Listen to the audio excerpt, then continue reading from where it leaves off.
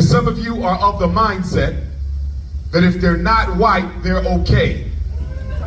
And I'm here to tell you that African people have no friends. No one migrates to Canada to struggle with black people.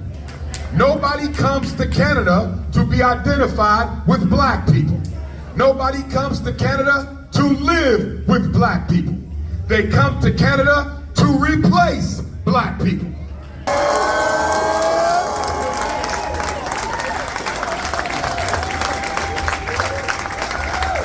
Toronto, make some noise. Black power, where y'all at?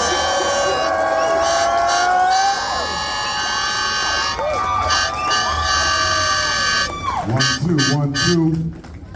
It's an honor to be back in Toronto after such a long time away. I will do my best not to be around or not to be away as long as I have. My apologies for what happened in June. Took forever to read and also almost led to me having to cancel my visit to London as well. But that worked itself out, and so here I am. In 1825, a black woman by the name of Mary Ann Shadd was born in Wilmington, Delaware. Her parents would relocate to Ontario, Canada. She was an activist and a black nationalist. Not quite a Pan-Africanist, but she did work with one of the greatest and one of the godfathers of Pan-Africanism, and that would be Major Dr. Martin Robinson Delaney. Martin Delaney was raised in the same city I attended high school, Chambersburg, Pennsylvania. You all can have a seat, family.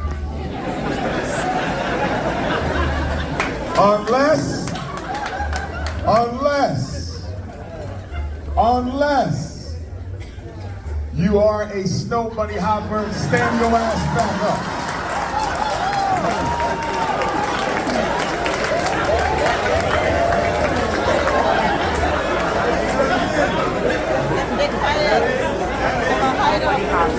And so, here in Ontario, Canada, Mary Ann Shadd, who once ran a school a few blocks away from where the Frederick Douglass and Marcus Garvey Academy stands, she came here with her family and ran a school for black children in Canada. And not only that, Mary Ann Shadd became the first woman in the history of Canada to publish her own newspaper, the Provincial Freeman, in which she advocated for self-determination along the lines of what the Right Excellent Honorable Marcus Messiah Garvey would do a little more than 50 years later. Mary Ann Shadd was an immigrationist. She thought African people should think about relocating to Haiti, Mexico, or other territories in the Western Hemisphere.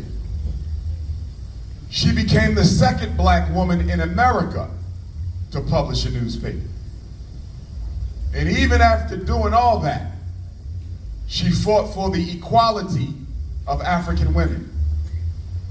Mary Ann Shadd is often ignored in history, but she's one of the greatest black women to have ever lived. And even as an elder at the age of 60, this black woman would enroll in Howard University's law school, and she would earn her law degree, being only the second black woman in America to do so. A great black woman who made her name right here in Canada. There was a black man by the name of Elijah McCoy. His parents escaped from slavery on the Underground Railroad. They ended up in Ontario, Canada, where he was born. He would move back to the States and make his way to Scotland, where he would become a mechanical engineer. After getting back to the States, it was hard for Elijah McCoy to find any work using his credentials due to racism.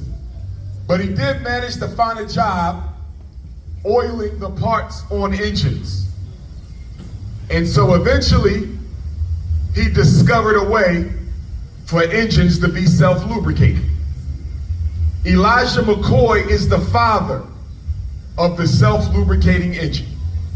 So every time you see an airplane in the sky, every time you get in your automobile, every time you climb on top of your motorcycle, every time you see a lawn mower, every time you see any automotive device or mechanical product that requires regular oiling, remember that it was a black man from Ontario, Canada, who gave the self-lubricating engine to the entire world.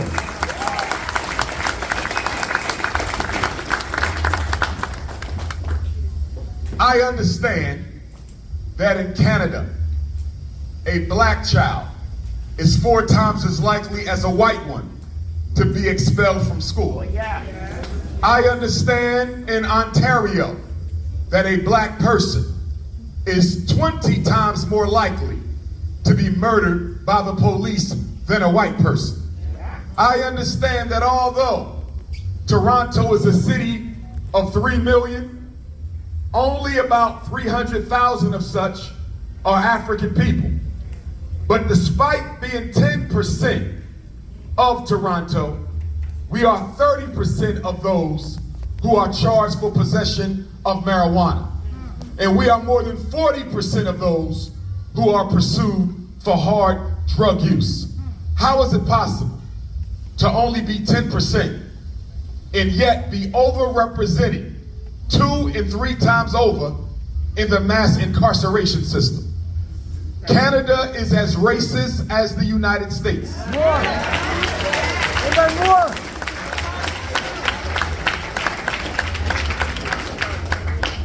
And then I read that in Canada, a white teacher is twice as likely to rate a white student as being excellent than a black student who has the same grades.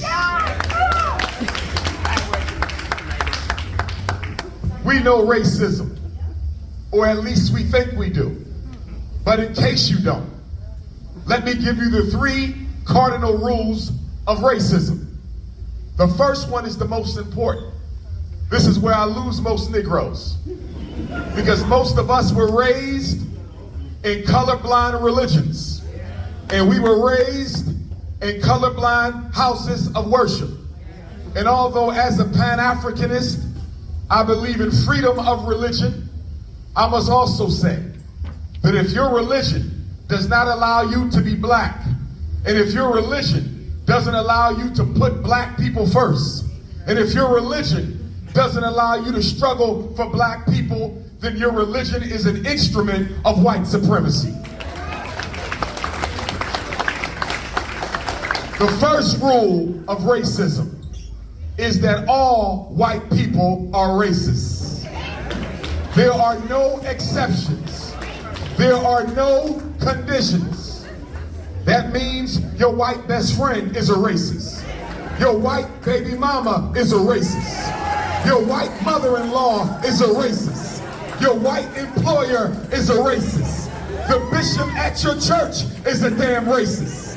The white people you work with are racist. All white people are racist. Now, Canada, I want to make sure you understand the difference between racism and bigotry, because they are not the same. I don't believe that every European is a bigot, but I know every European is a racist. So what is the difference between being a bigot and being a racist? A bigot is the white person who hates you because you're black. A bigot is the white person who wants to systemically exterminate you because you're black. A bigot is a white person who thinks you're intellectually inferior because you are black. A bigot has an emotional connection to your downfall. Not every single Caucasian has an emotional connection to your downfall. So how is racism different? Racism has nothing to do with hating Africans. Racism has nothing to do with believing Africans are inferior. Racism has nothing to do with using the N-word to describe African people. Racism, simply stated, is about one thing: the absolute control of all resources, all privileges, and all opportunities. Racism is about the monopolization of power. It has nothing to do with attitude about race. Understand why white people who you thought were good people will work against your best interests. Because what the average Negro doesn't understand, and that you need to comprehend immediately, is your personal relationship with Caucasians. I don't care if you knew them since kindergarten. I don't care if you grew up with them. I don't care if y'all pledged the same fraternity. Your personal relationship with a Caucasian has absolutely nothing at all to do with their obligation to keep white people in charge. And until you understand that, you will never understand racism. Racism has nothing to do with how you feel. It is about making sure that white people are always in control of the resources, the privileges, and the opportunities. And if you dare say that you know of good Caucasians, I would challenge you to find me any one of them in Canada right now that is working to eliminate white privilege. There has never been a white person to work for the elimination of white privilege. And the problem with black people is if we see a white person fighting against police brutality, if we see a white person fighting against economic injustice, if we see a white person fighting against the mass incarceration of black youth, we assume that they believe in equality. That is no different than a white person fighting for the rights of animals. Just because they don't think you should kill dogs, don't mean they think they're equal with dogs. Stop confusing white liberalism with a sincere belief in equality and justice. If that many white people believed in justice, your ass would already have it by now. Wake up.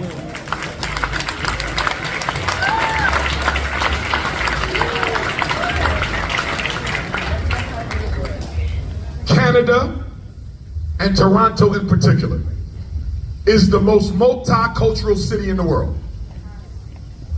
And I want all you Africans to know something right now, because some of you are of the mindset that if they're not white, they're okay. And I'm here to tell you that African people have no friends. No one migrates to Canada to struggle with black people. Nobody comes to Canada to be identified with black people. Nobody comes to Canada to live with black people. They come to Canada to replace black people. And I'm bringing this up because they're using words like people of color. They're using words like disadvantaged Canadians. They're using words like minority to seduce you into identifying with the browns, and to seduce you into identifying with the reds, and to seduce you into identifying with the yellow. And I'm telling you now, Toronto, you better not make the mistake we made in the United States, because we fell victim to the people of color identifier. We fell victim to the minority people's identifier. And what I need you to understand, that if you allow your government to lump you in with the Asians, if you allow your government to lump you in with the Arabs, if you allow your government to lump you in with the Chinese, if you allow your government to lump you in with the LGBTQs, then guess what? The same people you allowed your government to identify you with, they will use them to silence your voice when the time is right.